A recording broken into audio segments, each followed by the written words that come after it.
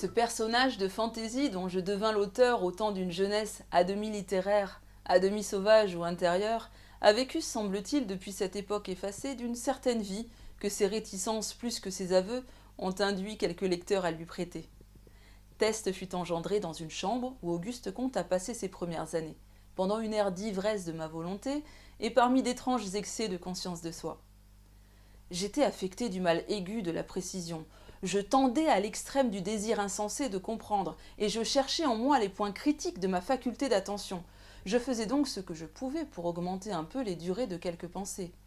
Tout ce qui m'était facile m'était indifférent et presque ennemi.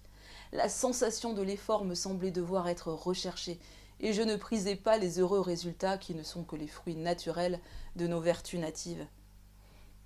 C'est dire que les résultats en général, et par conséquence les œuvres, m'importaient beaucoup moins que l'énergie de l'ouvrier, substance des choses qu'il espère. Ceci prouve que la théologie se retrouve un peu partout.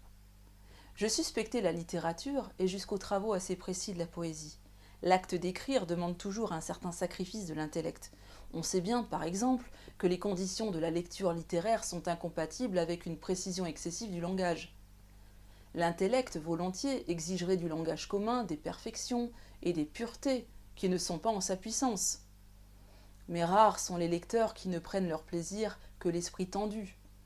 Nous ne gagnons les attentions qu'à la faveur de quelque amusement, et cette espèce d'attention est passive.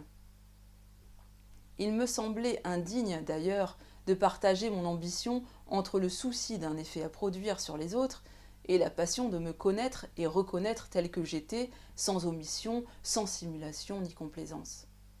Je rejetais non seulement les lettres, mais encore la philosophie presque tout entière, parmi les choses vagues et les choses impures auxquelles je me refusais de tout mon cœur. Les objets traditionnels de la spéculation m'excitaient si malaisément que je m'étonnais des philosophes ou de moi-même. Je n'avais pas compris que les problèmes les plus relevés ne s'imposent guère et qu'ils empruntent beaucoup de leur prestige et de leurs attraits à certaines conventions qu'il faut connaître et recevoir pour entrer chez les philosophes. La jeunesse est un temps pendant lequel les conventions sont et doivent être mal comprises, ou aveuglément combattues, ou aveuglément obéies. On ne peut pas concevoir dans les commencements de la vie réfléchie que seules les décisions arbitraires permettent à l'homme de fonder quoi que ce soit, langage, société, connaissance, œuvre de l'art. Quant à moi, je le concevais si mal que je m'étais fait une règle de tenir secrètement pour nulle ou méprisable toutes les opinions et coutumes d'esprit qui naissent de la vie en commun et de nos relations extérieures avec les autres hommes et qui s'évanouissent dans la solitude volontaire. Et même, je ne pouvais songer qu'avec dégoût à toutes les idées et à tous les sentiments qui ne sont engendrés ou remués dans l'homme que par ses maux et par ses craintes, ses espoirs et ses terreurs, et non librement par ses pures observations sur les choses et en soi-même. J'essayais donc de me réduire à mes propriétés réelles. J'avais peu de confiance dans mes moyens et je trouvais en moi sans nulle peine tout ce qu'il fallait pour me haïr. Mais j'étais fort de mon désir infini de netteté, de mon mépris des convictions et des idoles, de mon dégoût de la facilité et de mon sentiment de mes limites. Je m'étais fait une île intérieure que je perdais mon temps à reconnaître et à fortifier. Monsieur Test est né quelques jours d'un souvenir récent de ces états. C'est en quoi il me ressemble d'aussi près qu'un enfant, semé par quelqu'un dans un moment de profonde altération de son être, ressemble à ce père hors de soi-même. Il arrive peut-être que l'on abandonne de temps à autre à la vie la créature exceptionnelle d'un moment exceptionnel. Il n'est pas impossible après tout que la singularité de certains hommes, leur valeur d'écart, bonnes ou mauvaises, soit due quelquefois à l'état instantané de leur générateur. Il se peut que l'instable ainsi se transmette et se donne quelque carrière. N'est-ce point là d'ailleurs dans l'ordre de l'esprit la fonction de nos œuvres, l'acte du talent, l'objet même du travail, et en somme l'essence du bizarre instinct de faire survivre à soi ce que l'on obtint de plus rare? Revenant à M. Test, et observant que l'existence d'un type de cette espèce ne pourrait se prolonger dans le réel pendant plus de quelques quarts d'heure, je dis que le problème de cette existence et de sa durée suffit à lui donner une sorte de vie. Ce problème est un germe vie, mais il en est qui ne saurait se développer. Ceux-ci essayent de vivre, forment des monstres, et les monstres meurent. En vérité, nous ne les connaissons qu'à cette propriété remarquable de ne pouvoir durer. Anormaux sont les êtres qui ont un peu moins d'avenir que les normaux. Ils sont semblables à bien des pensées qui contiennent des contradictions cachées.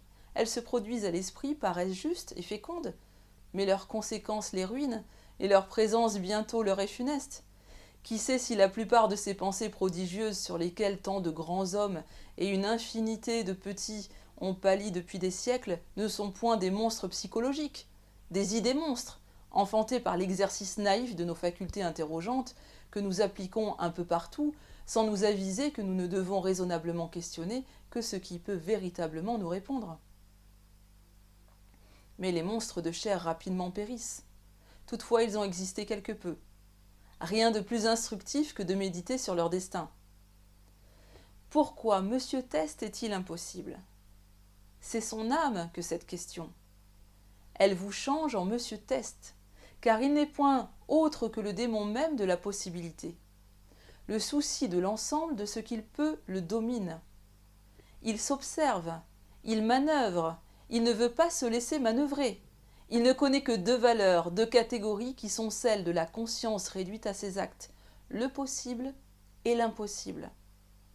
Dans cette étrange cervelle où la philosophie a peu de crédit, où le langage est toujours en accusation, il n'est guère de pensée qui ne s'accompagne du sentiment qu'elle est provisoire. Il ne subsiste guère que l'attente et l'exécution d'opérations définies. Sa vie intense et brève se dépense à surveiller le mécanisme par lequel les relations du connu et de l'inconnu sont instituées et organisées. Même, elle applique ses puissances obscures et transcendantes à feindre obstinément les propriétés d'un système isolé où l'infini ne figure point. Donner quelque idée d'un tel monstre, en peindre les dehors et les mœurs, esquisser du moins un hippogriffe, une chimère de la mythologie intellectuelle, exige et donc excuse l'emploi, sinon la création, d'un langage forcé, parfois énergiquement abstrait. Il y faut également de la familiarité jusqu'à quelques traces de cette vulgarité ou trivialité que nous nous permettons avec nous-mêmes. Nous ne gardons pas de ménagement avec celui qui est en nous. Le texte, assujetti à ces conditions très particulières, n'est certainement pas d'une lecture trop aisée dans l'original. Davantage doit-il présenter à qui veut le transporter dans une langue étrangère des difficultés presque insurmontables.